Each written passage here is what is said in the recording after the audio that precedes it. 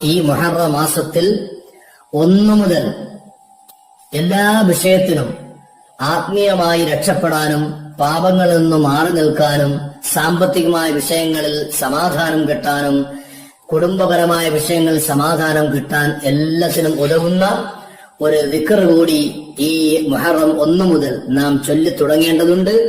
അത് രാവും പകലും 1000 പ്രാവശ്യം ചൊല്ലേണ്ട ഒരു ദിക്റാണ്.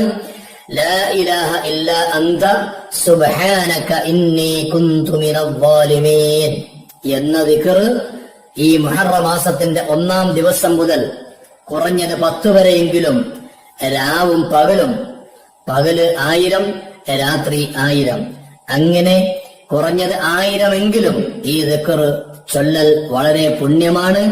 എല്ലാ വിഷയങ്ങൾക്കും പരിഹാരമാണ് ചൊല്ലുമ്പോൾ മനസ്സാന്നിധ്യത്തോടുകൂടി ചൊല്ലണം എന്ന് മാത്രം. ലാ ഇലാഹ ഇല്ലാ അന്ത സുബ്ഹാനക ഇന്നി കുന്തു മിനൽ ളാലിമീൻ. അല്ലാഹു സുബ്ഹാനഹു വ തആല ഈ പറഞ്ഞതും